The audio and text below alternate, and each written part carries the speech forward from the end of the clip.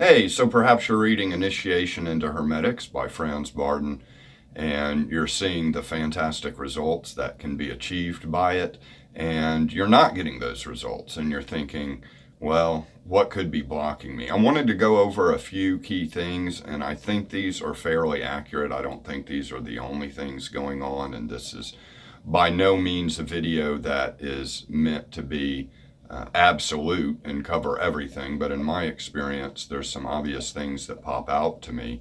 Number one, I think the book starts off at a very high level. Bardon mentions this at the beginning, that it's meant for someone who is familiar with meditation. I would just basically add familiar with a lot more than just that, and it may be someone who is meant to have developed the highest level of all three planes really before even starting to read the book, as far as body, psyche, and spirit / mind. All those three planes, I think, at the least, I think that a lot of the basic growth foundations in all of those areas need to be pretty solid and pretty well put together before starting these exercises, if you're going to progress at the level that he describes in the book.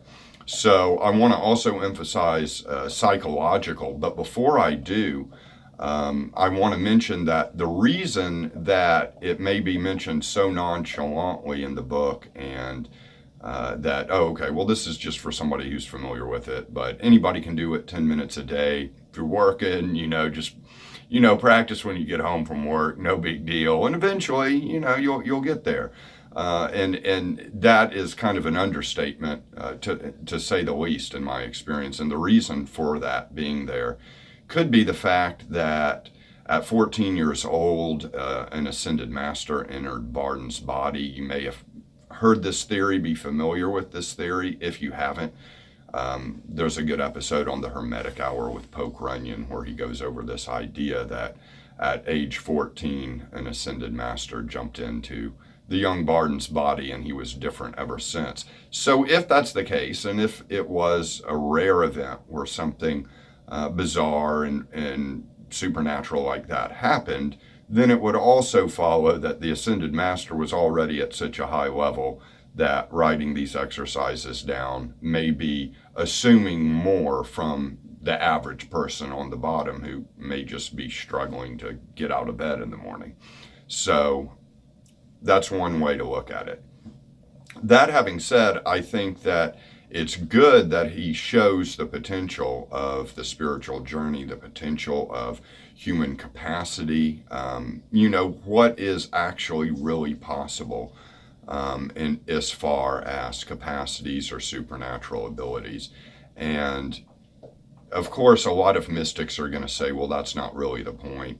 I agree, that isn't really the point. At the end of the day, you're probably just looking to completely end your suffering and be in an enlightened state and, bring compassion into the world. It's not necessary to have any fantastic abilities.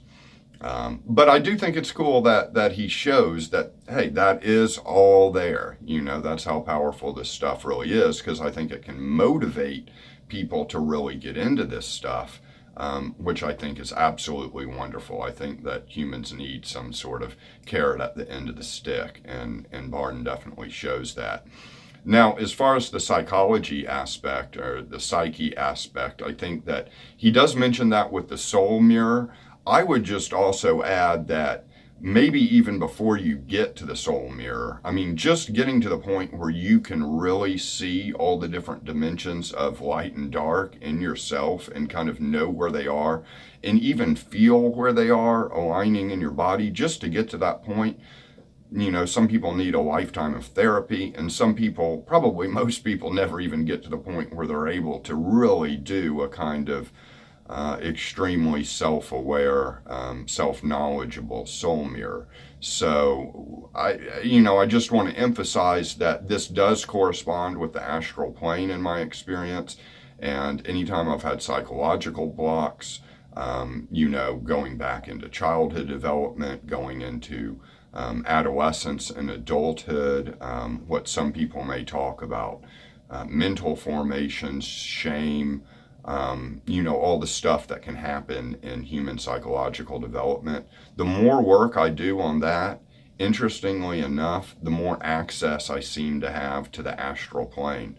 In fact, with my first psychological breakthroughs, that was actually when I began traveling to the astral plane for the first time, just basically working on psychological stuff and having the astral kind of mysticism as just kind of a secondary benefit. Oh, wow, really cleared something up there.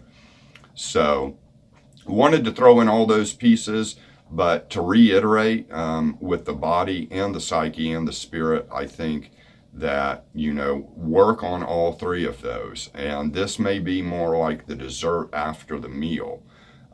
Initiation into Hermetics may be more the dessert after the meal. So do the meal, strengthen the physical body, do your own psychological healing.